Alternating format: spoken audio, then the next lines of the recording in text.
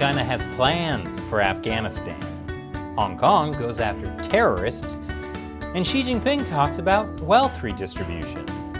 That and more on this week's China News Headlines.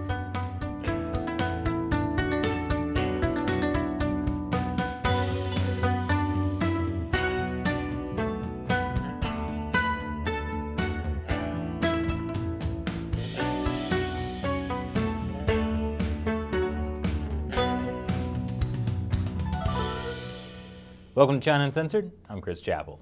This week's China News Headlines.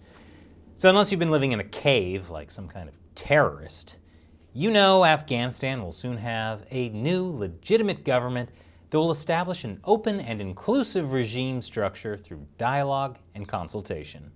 At least that's apparently what the Chinese Communist Party says.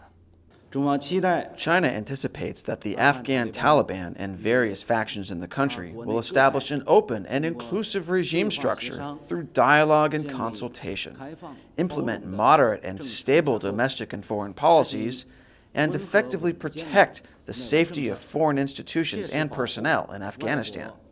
This is the Taliban you're talking about, right? But China says it's ready for friendly relations with the Taliban and welcomes Afghan development projects.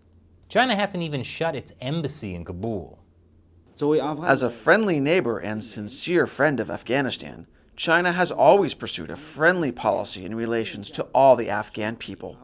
Since the past, in the present, or in the future, this policy will not change.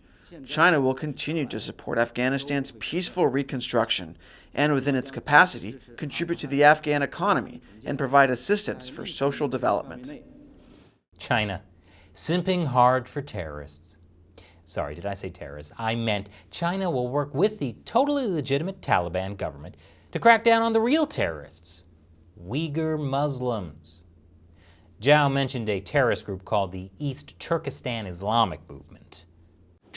We also expect the Taliban will resolutely crack down on all kinds of terrorist forces, including the East Turkestan Islamic Movement, and fulfilled their promise not to allow any forces to use Afghanistan's territory to threaten the security of neighboring countries.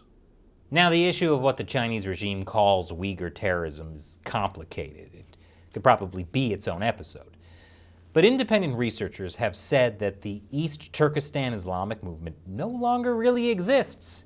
And even when it existed, there is no evidence that this small, under-resourced group ever instigated violence inside China or anywhere in the world. It certainly doesn't justify the Chinese Communist Party's genocide of an entire ethnic group. But the Chinese regime isn't the only one talking about an open and inclusive Afghanistan. That's what the Taliban is saying themselves, as they try to convince the world that they've totally changed. Maybe that's what the Taliban has really learned from the Chinese Communist Party. How to say all the right things so the world believes you're not so bad after all, which leaves you free to commit all the atrocities you want. For more on the situation in Afghanistan and China's role in the chaos, check out this week's episode, Is China Teaming Up with the Taliban? Now, you might be thinking, Chris, the Chinese regime is committing genocide on Uyghurs in China, a Muslim ethnic group. Surely that will cause some tension between the Communist Party and the fine people over in the Taliban. Well, not to worry. The Taliban have already reassured the Chinese regime that they will not interfere. Most other Muslim-majority countries have been totally fine with the Uyghur genocide too. A Chinese refugee recently accused China of operating a secret jail for Uyghurs in Dubai. And Chinese leader Xi Jinping just met with both the Iranian and Iraqi presidents. So with any luck, Xi can spread a little bit of that peace in the Middle East with Chinese characteristics.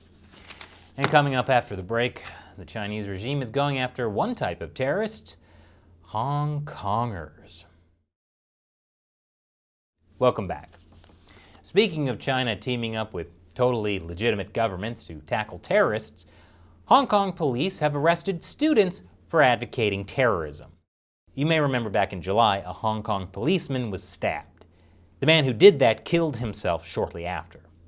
Well, 4 student union leaders were arrested on Wednesday on suspicion of advocating terrorism after they held a moment of silence for the man. The arrest was made by Hong Kong's new National Security Police. Chief Executive Carrie Lam personally wanted it done.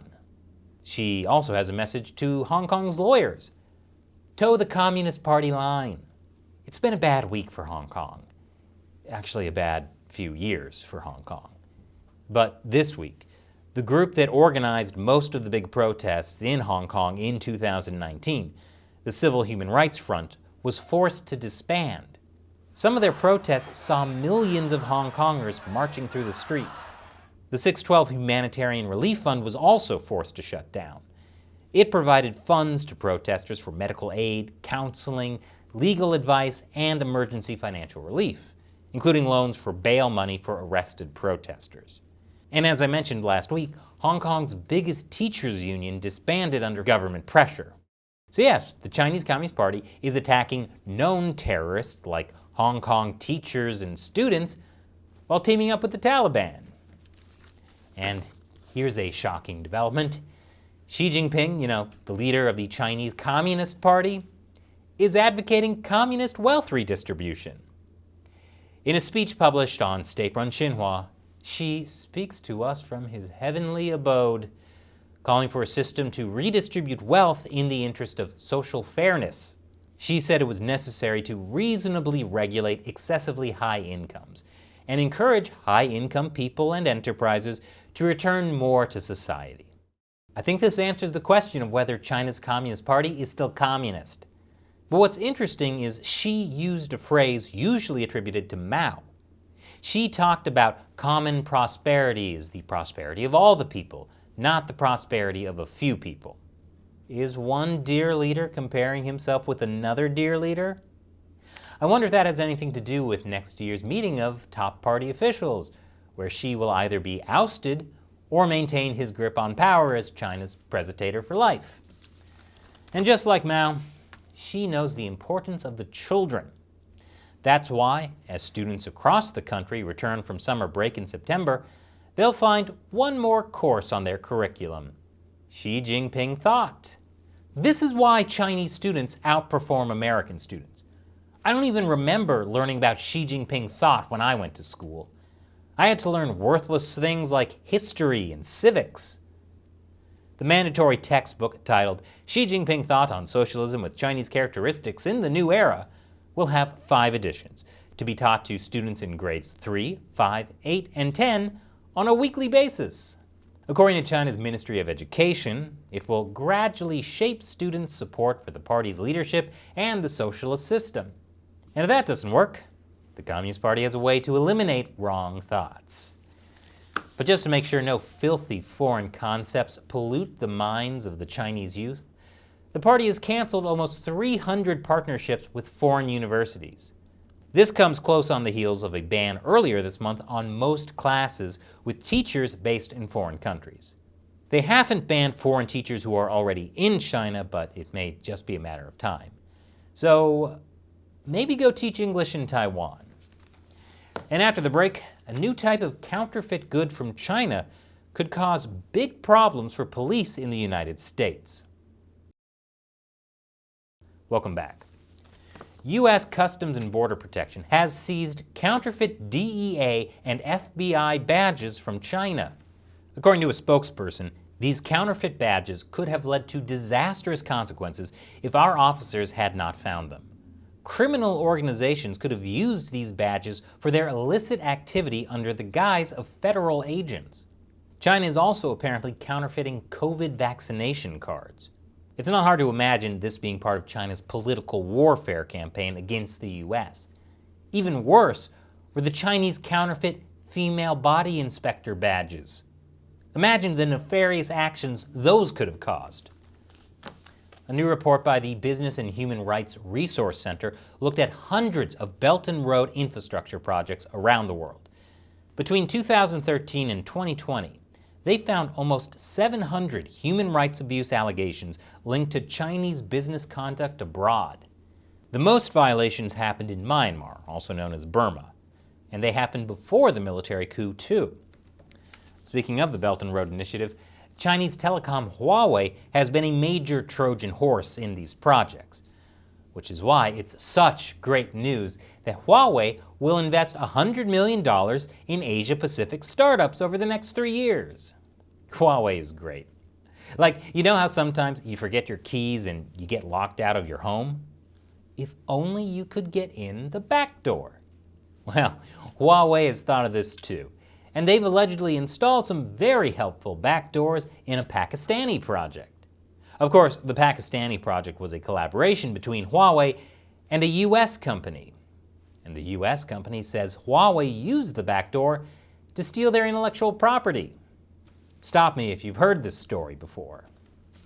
And finally, today, an update on the China-Lithuania feud. China is furious at Lithuania for setting up a de facto Taiwanese embassy. And now, China is halting all rail freight to Lithuania. Devastating. No more fidget spinners for Lithuania. And now it's time for me to answer a question from a member of the China Uncensored 50 Cent Army, fans who support us and our efforts to expose the truth about the Chinese Communist Party by contributing through the crowdfunding website Patreon. Jack Spence says, I'm concerned that the CCP will accelerate its aggression toward Japan, Taiwan, and Hong Kong, since the US has a weak and confused leadership. You know, Jack, this is a concern I have as well.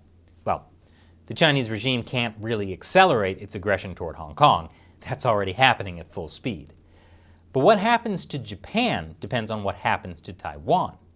And I'm concerned the Chinese Communist Party might make a big miscalculation. The way the Biden administration handled the Afghanistan pullout was not great. And the CCP is using that as proof the US won't back Taiwan in the event of a Chinese invasion. But Taiwan is not Afghanistan. There are plenty of people who question why we even went into Afghanistan. The US attempted and botched some kind of democratic nation building there and quickly collapsed. Taiwan, however, is already an independent, thriving democracy. Defending Taiwan from invasion from the world's biggest authoritarian regime is an entirely different scenario to the war in Afghanistan. But if the Communist Party takes the US failure in Afghanistan as proof the US won't defend Taiwan, that might make them think now's the time for an invasion. But I think the US, Japan, Australia, really the entire free world would back Taiwan. So if the CCP makes a move, that could drag us all into war. But don't worry, I'm sure Xi Jinping is getting all the best information from his lackeys. Thanks for your question and your support, Jack. And big thank you to everyone who supports China Uncensored on Patreon. We could not do this show without you. So thank you for joining us in the fight to expose the Chinese Communist Party to the world. If you're interested in joining, head over to patreon.com/China Uncensored. You'll get a bunch of cool perks, including the chance to have me answer your question on the show.